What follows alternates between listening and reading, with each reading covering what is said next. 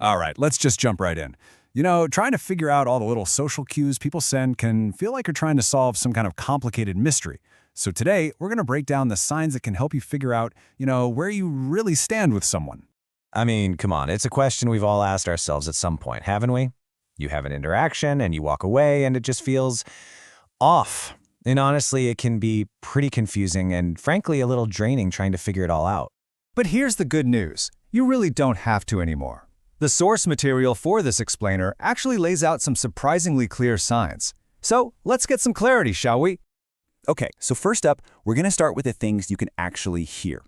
These are the verbal hints, the patterns in conversation that can reveal a whole lot about how someone truly feels about you.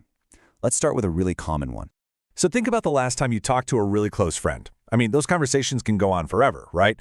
You can talk about the deepest stuff or just total nonsense, and it just feels easy. Well, this first sign is the complete and total opposite of that feeling. What's so powerful here is just how stark the contrast is. On one side, you've got that easy, fun, effortless flow, and on the other, it's like talking to a brick wall. You get these one-word answers that cut you off. It's a super clear signal that they just don't want to engage with you. And, that lack of engagement leads us right into our second sign.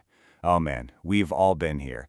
You're talking to someone and you can literally see their eyes glaze over. Sure, they might be nodding along, but you can just tell they have completely zoned out.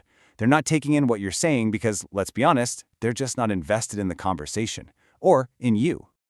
And this takes it a step further. It's not just that they aren't listening. It's that they actively seem to not want to understand your point of view.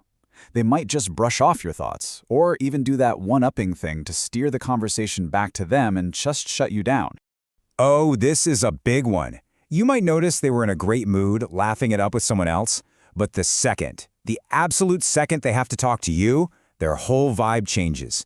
All of a sudden they're sour, they're bitter, and it seems like every little thing becomes something to argue about. So when somebody secretly dislikes you, they usually want to avoid any kind of open conflict. And that leads to exactly what we see here, forced etiquette.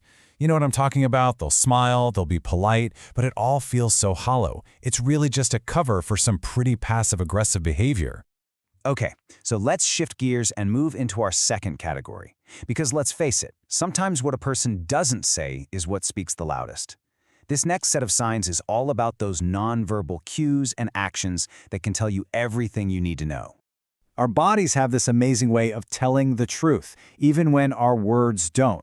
We're sending out these subconscious signals constantly. And when someone isn't a fan of yours, those signals are often really clear and really defensive. Just look at the difference here. It's night and day. When we like someone, our body language is open, right? We lean in, we make eye contact. But when there's dislike, the total opposite happens. They lean away, they won't look at you, they cross their arms. Basically, what they're doing is physically closing themselves off from you. And this isn't just some random posture. It's a full-on defense mechanism. By physically closing off, they're creating what the source material calls an invisible barrier. They are literally trying to put a protective shield between you and them. And that barrier, it's pretty much built on a lack of trust. You just can't grow a real connection without it.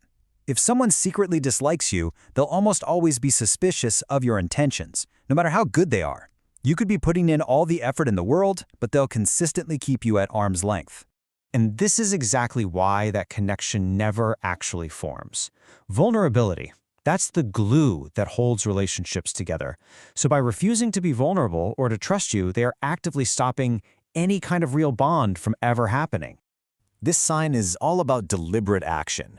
I mean, even if you work in the same office or live down the street, they will go way out of their way to have the absolute bare minimum of contact necessary. They might even figure out your schedule just to make sure they don't accidentally run into you. Oof, and this one can be particularly hurtful. Seeing all your mutual friends or coworkers getting invited to a party or some get-together while you're the only one left out, it's a very public, very clear message that says, I want nothing to do with you.